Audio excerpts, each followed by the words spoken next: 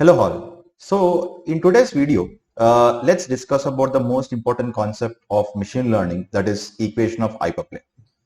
Equation of hyperplane is the most important concept when you're working with some algorithms like, for example, linear regression or logistic regression, or when you're working with SVM. This equation of hyperplane plays a very major role. It's very important to understand equation of hyperplane. Okay.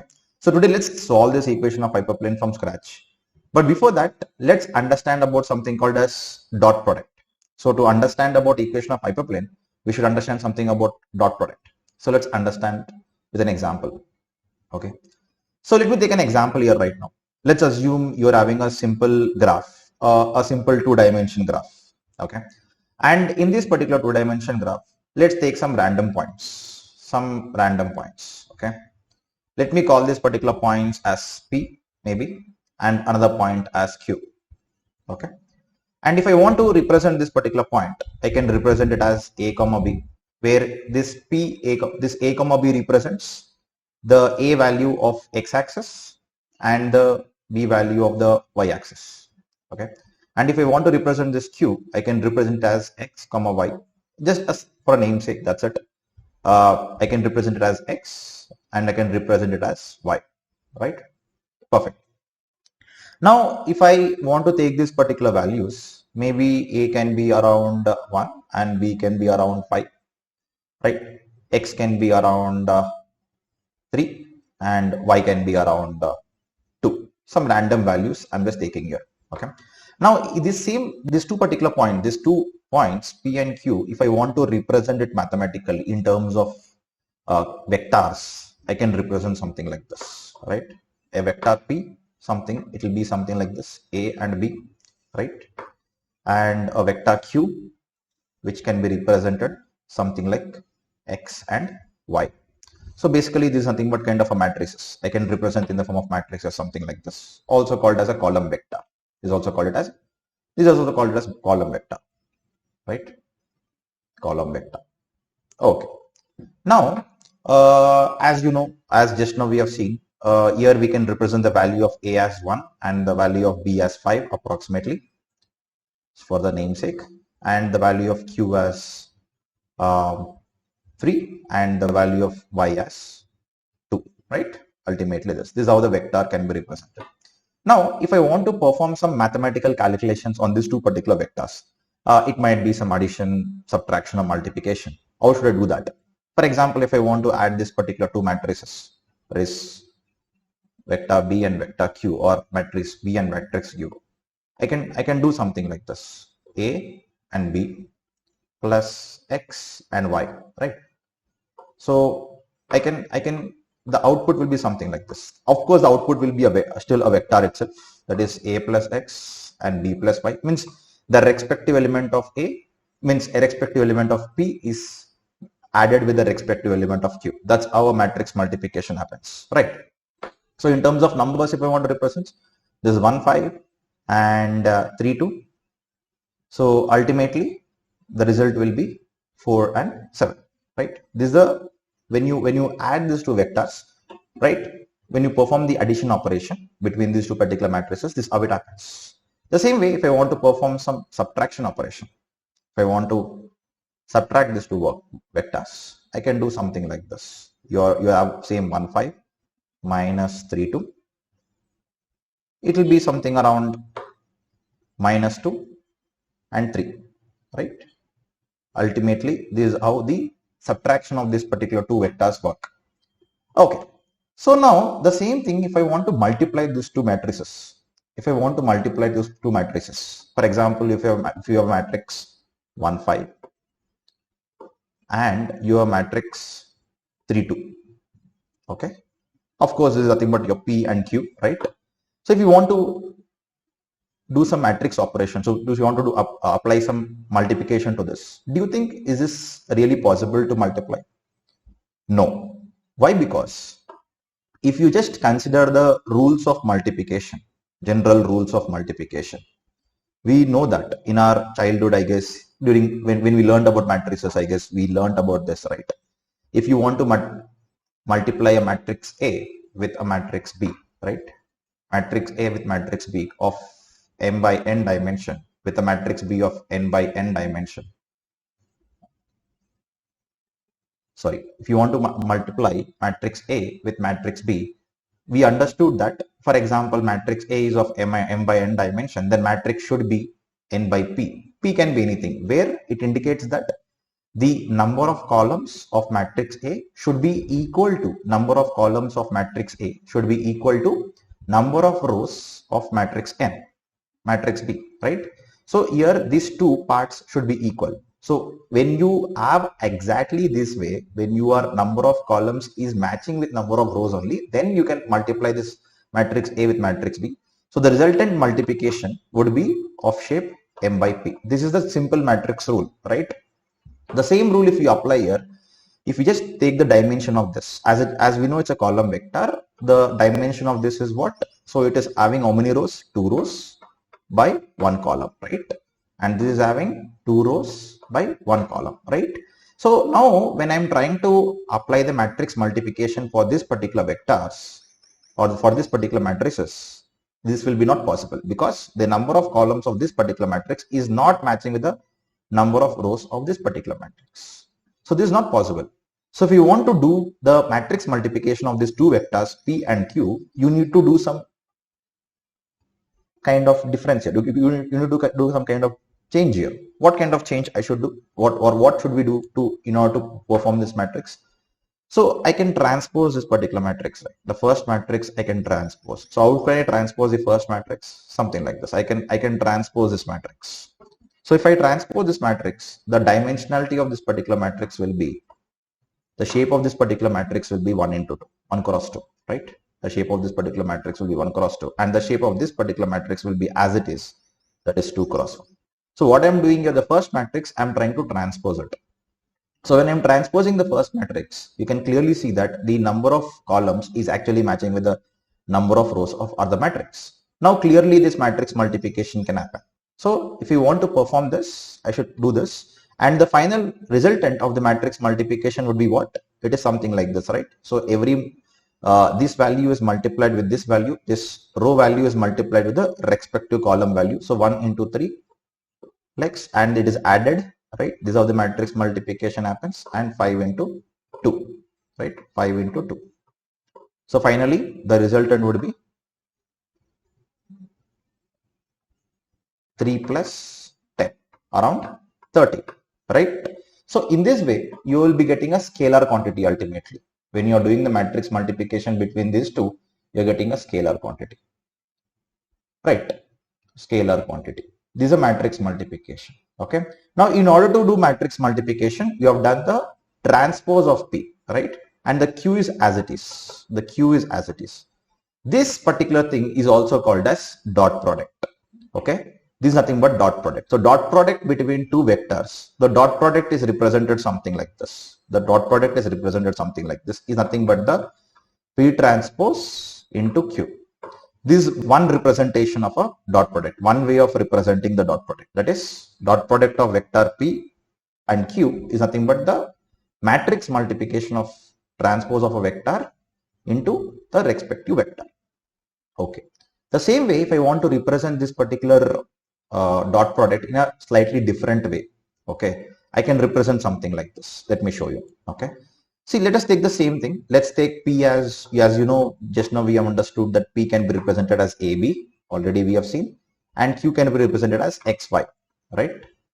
Q can be represented as XY. This is A, P and XY. I'm doing P transpose here. So if I do the matrix multiplication for this, it is AX plus BY, right? In terms of formula, AX plus BY, okay? Now, this is how we can represent your dot product also, okay? And this for obviously a two-dimension data. Till now, we are still in two-dimension data, right? But whereas if I want to go for three-dimension data, for example, if I want to go for three-dimension data, then what happens? So extra vector, extra value will be added here in the vector. Yes, yeah. So maybe we can say A for a three-dimension data. Your value will be A, B, C maybe, and here you'll be having X, Y, and Z, right? So the final value will be what? AX plus BY plus CZ for a three-dimension data. Am I right? Exactly. If I want to go for a 4-dimension data, then what happens? If you have a 4-dimension data, see, basically 2-dimension data was something like this when we represent a 2-dimension data. A 3-dimension data is something like this, where an extra vector will be added, means you'll be having a extra axis, x, y, and extra axis, that is z. Obviously, you'll be having an extra axis z. Okay, but now when I want to represent a 4-dimension data, of course, graphically representing 4-dimension data is not that, I mean, it's not possible. It's not that easy. But mathematically, if I want to represent the 4-dimension data, I can represent something like this, right? A vector p dot product of q is nothing but ax plus by plus zz plus dw, something like this, right? Just words. Okay. So if I don't want to use these words and make it a generalized format, I can also write like this: a1 x1 plus a2 x2 plus a3 x3 plus a4 x4. Means what I'm doing here, I'm just representing this equation in a generalized format without using multiple words and all those things. So these are for a 4-dimension data, But what if I'm having a n-dimension data? If I'm having a n-dimension data, I can represent something like this: a1 x1 plus a2 x2 plus a3 x3, so on an xn, right? Where n indicates the number of dimension, right? The dot product of two vectors, right? Dot product of two vectors. So the same thing, if I want to change in a simplified form, I can write like this, right? The dot product of two vectors will become summation of I is equal to 1 to n ai xi, where n being number of dimensions. Number of dimensions is your data. Simple. So this is the other way of representing a dot product. So one way of representing a dot product is what? By using P transpose Q. The same way, if I change in terms of this particular A and X format, it can be represented something like this. But the actual dot product is slightly different. Let me show you the actual dot product representation. When you say dot product, what exactly is dot product means? What exactly is dot product means? What exactly is represented as dot product means? Let me take again a same 2-dimension graph. Let me take a 2-dimension graph, and here I'm having P and I'm having Q. The same vectors I'm having, P and Q. Okay. Now, the actual dot product representation tells us that it is the product of magnitude of two vectors with cosine angle. This is the actual definition of dot product. See, the above two representations also works, but this right now the other representation we are learning about dot product is the actual representation of dot product, where it says it is a product of magnitude of two vectors, because we know, we learned in childhood that vector is nothing but what? A vector is something which has both magnitude and direction, right? A vector is something which has both magnitude and direction, right? So according to the dot product is nothing but the product of magnitude of two vectors with cosine angle. Let's understand this definition with this graph. Okay, then it will be more clear to you people. Okay, so when I say magnitude of two vectors, magnitude in the sense what? Length, right? Magnitude is nothing but what? Length. Direction means in which direction it is moving. That is what, for example, let's assume your vector something like this. Okay, you have a vector something like this, where your vector moving in this particular direction. Okay, the length of this particular vector, or the magnitude of this length of this particular vector is called as magnitude, obviously. Magnitude. And obviously the direction, you have the direction in which direction it is going to move. Okay, the same way for vector p, the magnitude indicates the distance between the length from the origin to the point P. Okay, so let me write it neatly. Yeah, so the length from origin to point P is nothing but magnitude of P. That is the length of the P, which is represented something like this. And the distance between, or the length between origin to Q is nothing but the length of Q, right?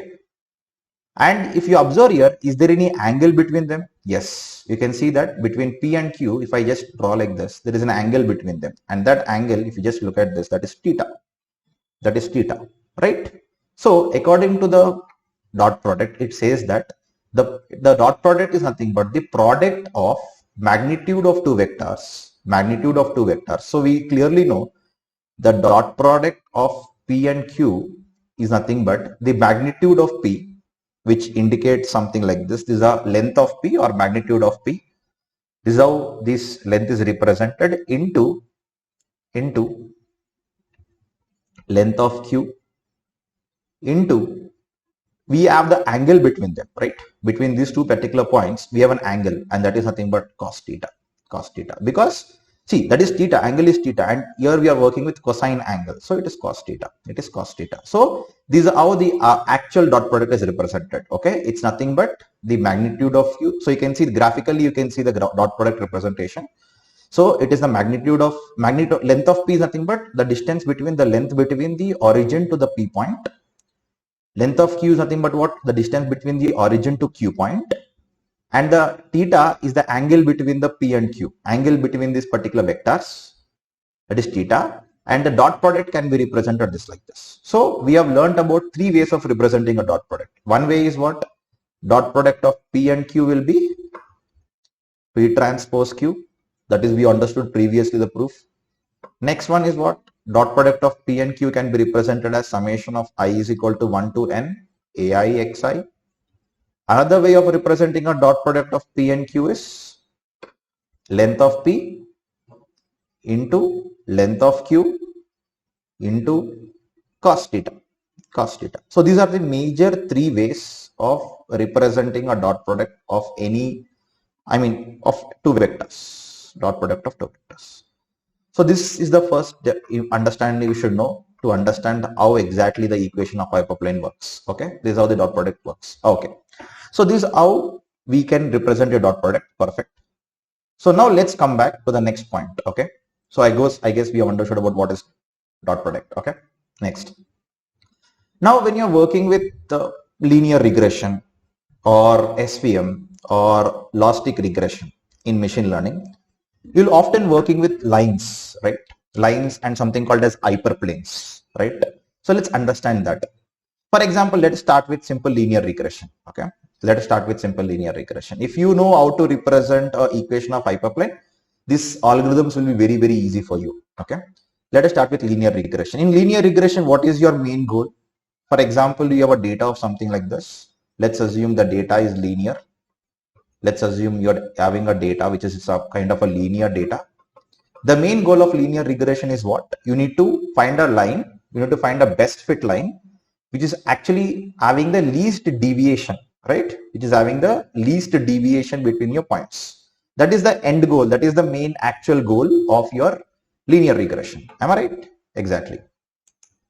So when you're trying to find a line, okay, when you're trying to find a line something like this, okay, let me draw it properly. Yeah, when you're trying to find a line, this is nothing but a two-dimension data. Okay, I'm just creating a simple graph. Okay, I'm just creating a simple one right now, where you have only one input and an output, right? A one input and output, right? So when you're trying to create a line something like this, which is trying to fit your line, fit your data, which is properly having least deviation, this line equation will be something like this: y is equal to mx plus c, where y being your target, right? Y being your target, that is this particular value y, and x being your input, right? Y being your target, x being your input, that is your input data, whatever you want to give, and m and c is what your slope of your line and the constant, that is your intercept, right? So this is what your general linear regression works, right? This is how a simple linear regression in two-dimension data is represented, right? Where you have only one input. But whereas when you have two inputs, here I'm working with only one input, that is x. But what happens if you have two inputs, that is x1, x2? What happens if you have two inputs? That is, obviously you'll be working with three-dimension data and a y. Obviously, when you have a y, three outputs, three things, right? x1, y1, and y. So if I want to represent this way, then the graph would be something like this. You would have an extra axis. You would have an extra axis, that is, this is x1, this is x2, and this is y, right? And here, let's assume the points are something like this. Your points are maybe something like this. Let me write it neatly. Here, okay, it is of course slightly difficult to represent a three-dimension data, but when you're working with the three-dimension data, you'll be obviously trying to build a plane, right? You're trying to build a plane. You're trying to have a plane because it's not a two-dimension data. In two-dimension data, we were calling it as line, but in three-dimension data, we'll be calling it as a plane. You're trying to build a plane. And the equation of this particular plane, this particular simple plane, a 3D plane, would be something like this. If I want to write the same y is equal to mx plus c equation for two inputs, it would be something like this. Y is equal to m1 x1 plus m2 x2 plus c. These are simple equation and you are writing for a three-dimension data, right? Which you have two inputs. Whereas if you're having a four-dimension data, let's assume you're having a four-dimension data. Of course, representing a four-dimension data in this particular graphical format is slightly difficult, right? So, but mathematically we can represent a four-dimension data. So how can you represent this four-dimension data mathematically? Simple. The same way, if I want to represent the y is equal to mx plus c for a four-dimension data, when I say four-dimension data, you're having three inputs. Let's assume you're having three inputs and an output y. So when you want to represent this particular data, you can represent something like this. Y is equal to m1 x1 plus m2 x2 plus m3 x3, right? We have three inputs and a constant, right? And a constant, obviously, that is intercept, okay? This is how you can represent this one. So we have understood how to represent this in multi-dimension. Let's assume you're having a n-dimension data. So y is equal to m1 x1 plus m2 x2 plus so on. It goes on m1 xn, right? mn xn plus c. This is how you'll be representing for n-dimension data. This is a simple way of, we call it as multiple linear regression also, where you're having multiple inputs. You're trying to identify the relationship between multiple inputs and your target. Okay, that's fine. Now, the main idea of this particular video is to mainly show you how to create an equation of hyperplane, right? Let's do that. Let's do that right now. Okay, let's come back to again one-dimension data. In one-dimension data, you can represent your equation something like this. Y is equal to mx plus c. That is what we have learned, right? Okay, chalo. Now, the main point is, here, this y is equal to mx plus c can also be represented in a generalized format. When I say generalized format, what do I mean by that is, I can represent the same equation something like this. Ax plus by plus c is equal to 0. I can represent the same equation something like this. I know you're slightly, if you don't know this particular concept, I know you're slightly confused that how can this particular equation will be represented as this particular equation. So let me explain this. Let me try to prove that yes, this can be represented as this. Okay, let's try to understand how. Okay, so let's try to recreate this equation with this. So as I'm telling that this is a generalized format, this becomes a generalized form of this particular equation. So let's see how can we do that. So now what you do is, let's try to create this equation from this. Okay, so what I'll be doing is, I'll just say like this. So by is equal to minus ax plus minus c. So minus c, sorry. I can say minus c. Means what I'm doing here, I'm just sending this ax and c to the right hand side. And finally, I can say y is equal to minus a minus c by b, right? And if I want to represent something like this, I can say minus of a by b into x plus minus of c by b. Okay. So for simplicity's sake, let's assume this is C1 for understanding sake, because again, you should not get confused. Let's assume this C1. Okay. So what I'm saying is, this equation can be represented something like this. If you remember, we learned about this in our childhood also, right? The same equation can be represented something like this. Now you can see here, I have transformed this equation into this particular form, whatever we have learned in the linear regression. That is your line equation, right? So here we can say here simply as your M becomes minus A by B, right? And your C becomes minus C1 by B. You should understand that this C and this C is slightly different. Okay. So ultimately you're trying to represent this equation in this particular format. Ax plus by plus C1 is equal to 0. Some generalized format for easy going sake. For a generalized format is okay. So now I guess you understood how can I represent this particular equation as this, right? So, because I can recreate this equation like this. Okay. Okay, so as we have understood, I can represent something like this. So for a two-dimension data, your equation was ax plus by plus c is equal to 0. Why? Because the same y is equal to mx plus c, I'm recreating and writing like this in a generalized format. Okay. And for a three-dimension data, the equation will be something like this. Ax plus by plus cz plus d is equal to 0. Right? For a four-dimension data, I can write like this. Ax plus by plus cz plus d. Maybe I should search for some words. After cz, maybe de or dw maybe. dw plus e is equal to 0. Some random words I'm searching here, I'm trying to put here. But it is very difficult, right, to search multiple words and always put it. So as these words are, see, you can see here, I'm trying to find out which word would be better to put here. Okay. So to make it simpler, instead of searching words, I can represent something like this. A famous representation, I can represent something like this. The same ax plus by plus c is equal to 0, I can represent something like this. That is w1 x1 plus w2 x2 plus w0 is equal to 0. So don't get confused here. Here the main thing is whatever equation what I was having here, whatever equation was I was having here, that is ax plus by plus c, a becomes w1, x becomes x1, because to easy going purpose. Now I know to search for words, right? It will be easy for me to represent. B becomes w2, y becomes x2, c becomes w0. W0 is nothing but your intercept or your constant. The same equation, if I want to represent in 3 dimension, I can write like this. W1 x1 plus W2 x2 plus W3 x3 plus W0 is equal to 0. So it will be easy for me to write it without searching for words, right?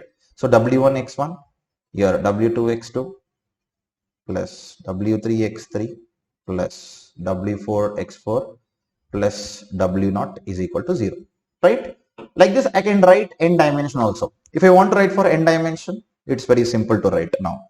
It becomes w1 x1 plus w2 x2 plus w3 x3 plus w4 x4 plus so on wn xn is equal plus w0 is equal to 0. That is our n dimension. So already we understood that for a 3-dimension data, we have understood that for a 3-dimension data, your line becomes a plane, right? The whatever line we were having in this, it becomes a plane. But we also understood that if you go further dimension, 4-dimension or 5-dimension or 6 or higher dimension, we cannot easily represent in a graph. So in a higher dimension, when you are having more than 3 dimension, this lines is basically called as an hyperplane. That is what exactly the hyperplane is, right? When you are having a higher dimension data, more than 3-dimension data, 3-dimension I can represent a simple plane like this, but you're having more than 3-dimension. That is 4-dimension, 5-dimension. I cannot represent in a graph, and that is called as an hyperplane. That is basically called as a hyperplane, right? So these particular hyperplane equation we are trying to know, right? Obviously, when you are having more dimensions. And if we just look at this, almost we are done with hyperplane equation, because we have derived this equation for n dimension data, because we clearly know that when you are having more dimension and more than 3 dimension, that is maybe n dimension, we call it as an hyperplane. This becomes a hyperplane. This becomes an hyperplane, right? Hyperplane, okay? Which means a line in multi dimensions, okay? Okay, chalo. Now the point is, here the same equation here, if you just carefully observe, if I want to represent the simplified format, I can represent something like this. That is, I is equal to 1 to n, I is equal to 1 to n, summation of I is equal to n, 1 to n, wi xi plus w0 is equal to 0, right? The same equation. exactly same equation, whatever I'm having, I'm representing like this, where your n being number of dimensions. So it depends upon the number of dimensions. So it's like a generalized equation. Even if you have one dimension, this equation works, two dimension, this equation works, n dimension, this equation works, right? So now we already understood from the dot product. If you have seen the dot product equations and the representation of dot product, we understood that a dot product can be represented something like this. Summation of I is equal to 1 to n ai xi, right? A dot product between q, p and q. So you can see, is it looking like a dot product? Is it looking like a dot product? Exactly, right? It is looking like almost like a dot product. So if I can rewrite this equation something like this, W transpose X plus W naught is equal to 0. So what I'm doing here, I'm replacing this particular part as something like this, because from the dot product understanding, we understood that a dot product can be represented something like this.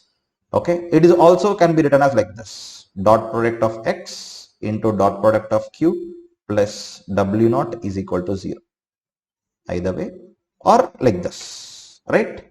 So where in this W, if you just look at the W, in W vector, in W, you'll be having what? It's like a column vector. You'll be having W1, W2, W3, W4, so on, Wn. Means you'll be having all the slopes. These are all the slopes, right? And what is your X vector? What your X vector is having? X1, X2, X3, so on up to X1, which nothing but your input data.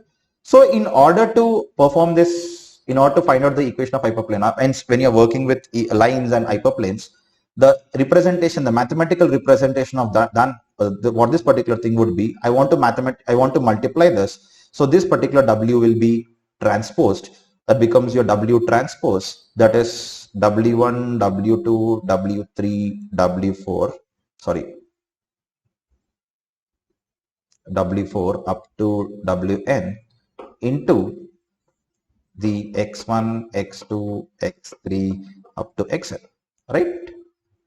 So in this way, we can represent your a dot product between these two particular vectors, W and X, right? And this is how this equation of hyperplane works. Okay. So ultimately, if you just see the final equation, that is W transpose X is equal, sorry, W transpose X plus W naught is equal to 0. This is the actual equation of hyperplane. This is the final equation of an hyperplane. Means this is how a equation of hyperplane is represented generally. Okay. But if I want to make it more simplified format, I can also make this in a more simplified format. Okay. This is actually equation of, up to here it is fine for you. I mean in general. But if you want to make this more simplified, let's do that. Let's see how can we make this more simplified. So how can we make this more simplified in a sense? See, already we have W naught, right? W naught is nothing but your constant, your intercept, right? So what we can do here, we can simply say W transpose X plus W naught into 1. If I just say into 1, nothing happens, right? It is just you're multiplying by 1 is equal to 0. So for simplicity, to make this particular equation simple, I can actually include this W naught in the vector of W itself and 1 in the vector of X. Means what? See, already we know, just now we understood that W contains the slopes, right? W contains slope, that is W1, W2, W3, so on up to Wn. So what if I include W naught also in this? It will be something like this, W naught, W1, W2, W3, so on up to Wn, where W naught is your intercept and W1, W2, W3 are nothing but the slopes, right? And in the same way, X can be represented something like this, 1 and X1, X2, X3 up to Xn, right? So where 1 is nothing but the one which is multiplied to your W naught, right? Because you have a constant here. Okay. So if I do in this way, if I put W as W naught, W1, W2, 3, so on Wn, and X as this particular value, then obviously I can include this part in this equation itself and form a more simpler equation, that is W transpose X is equal to 0, right? This is the final equation. Means if you want to make it simplified form, this is the actual final equation of an hyperplane. This is the actual equation of hyperplane, right? So this equation is used a lot and lot in logistic regression, linear regression, SVM to actually solve the equations of that particular models and finally build those particular models. Okay, so I hope this particular equation is clear to you and you understood this. If you understood this particular video and if you're clear with this, please like and comment and please subscribe to my channel for more upcoming videos like this. Okay, thank you guys.